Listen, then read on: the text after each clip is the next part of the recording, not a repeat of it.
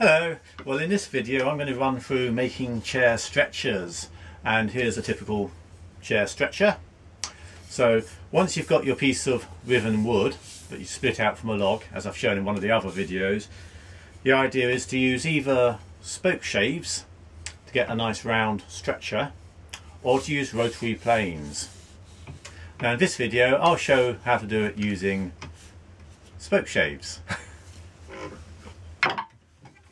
Right, I have a bit of snowy wood here that I have cleaved out. Still got the bark there, you see. I'm just going to trim it actually because it's got a lot of knots at each end. And then we can get underway. But I'm hoping to get a couple of spindles out of this little billet. So I'm just going to cut it down with my pro.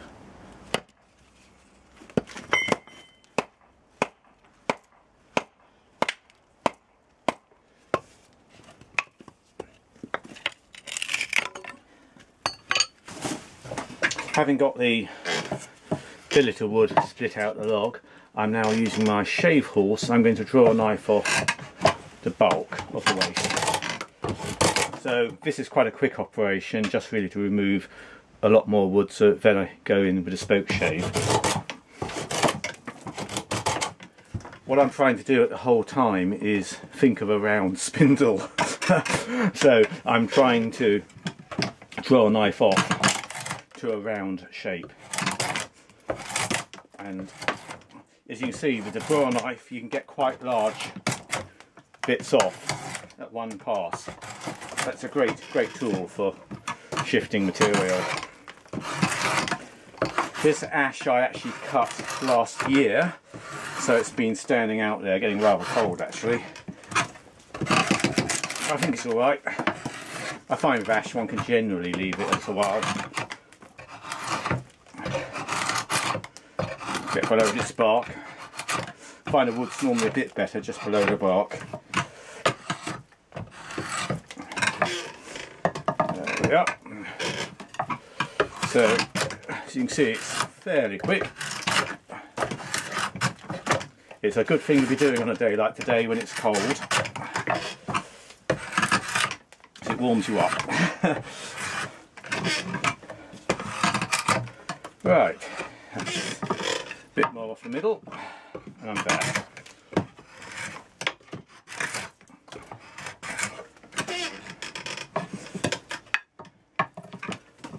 Draw knife's quick, it really does shift stuff nice and readily. Okay, probably not the most rounded bit of wood, but I think that will do. We'll go in with a spokeshave next.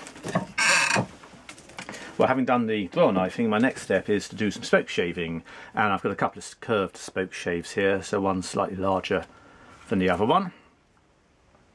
So I'll start with the larger one and then I'll go on to the smaller one. So all I'm doing here is just taking off a bit more, and the curved base of the spokeshave actually helps get that round shape of the spindle far better.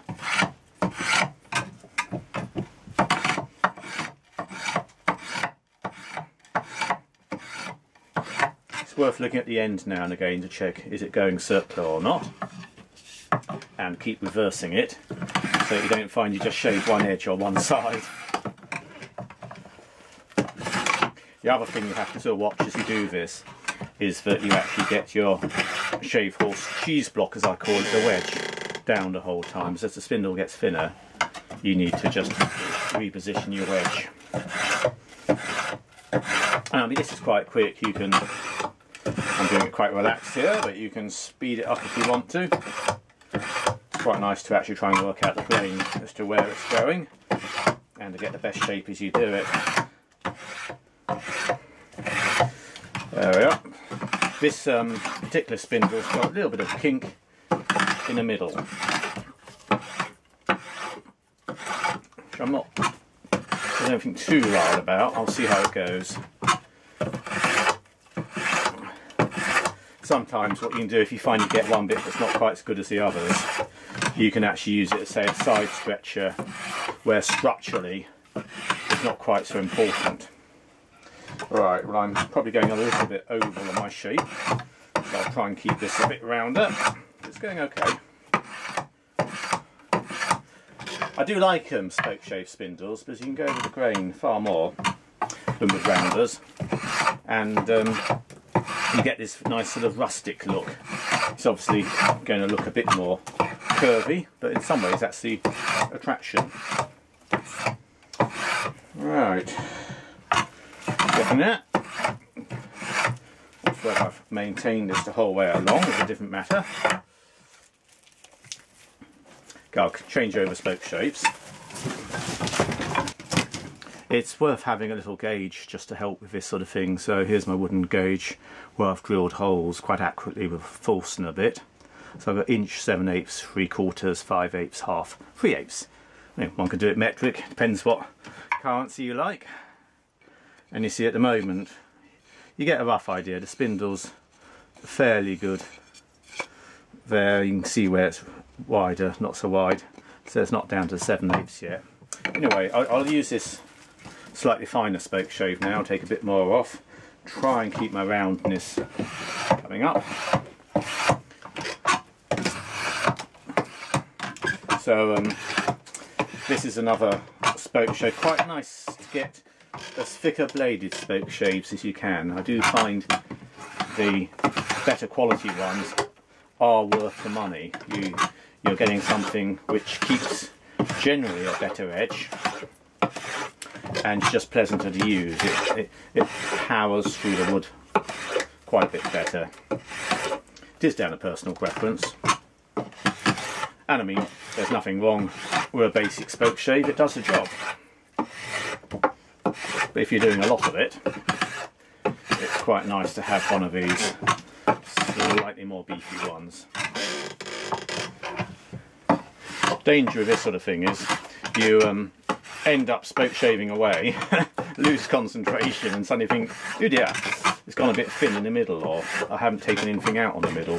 There's a danger actually where your Spokeshave cuts sort of meat if you take out twice as much. So it's worth now and again just putting the little gauge checker down, so you have to take more off the end at the moment.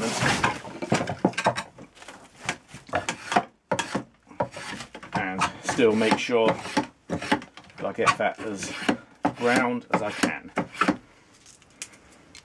Well, sometimes the blades clog. Easily pull out a shaving from those.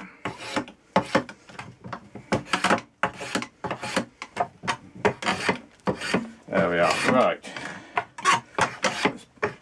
Keeping reasonably round, I think.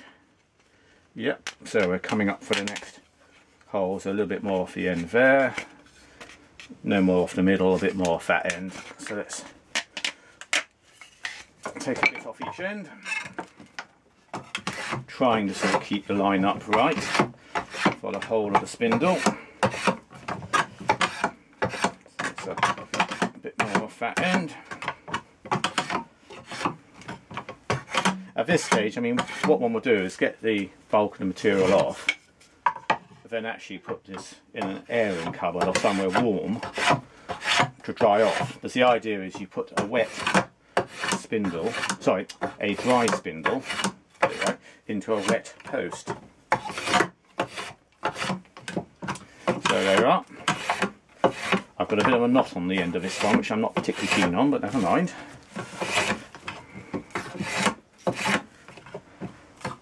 You can sort of sight yourself along your shave horse board as well to try and keep things flat. Quite useful. I'm doing some blacksmithing at the moment and they keep saying to me, sight along your anvil.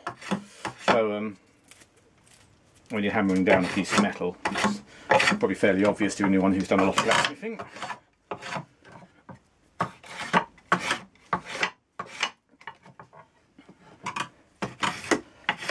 Alright, so let's do a little check on the gauge. So again, I'm just passing that through. Yes, I've got it rather a bit thinner at that end than the other, but it's going the right way. A bit more off here.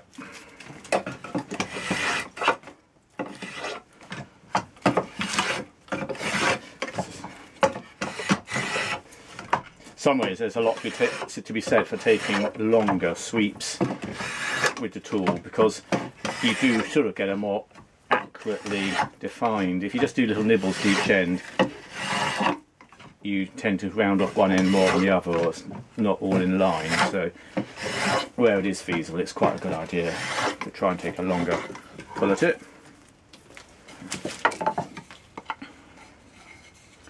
Okay, right, that is getting close to where I want to be. What I'm going to do next is use a scraper just to try and test my shape. Now, scraper wise, you can get these little metal ones which are very good, and they've got different sizes depending on what you're doing around the edge. And the idea with them is you can get a little burr raised on them, but just go around like that, and it really is quite effective. You get a nice little bit of material coming off. I like scrapers. I like them so much. I've got what are these chair devils, and they're just basically a scraper blade and a handle. Does the same job, frankly. Not an essential tool at all, but if you're doing quite a few spindles, then it's quite a nice tool to have. But I mean, this frankly does the job, and it doesn't cost anything like as much, so that's a perfectly adequate option. Anyway, I have one of these, so same idea. When you use a scraper, you start to realise where you're not quite so round, you get little nicks.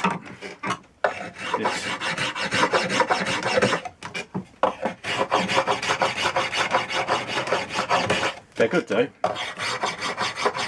Gets rid of the sort of square marks, and you very quickly get quite a nice round spindle.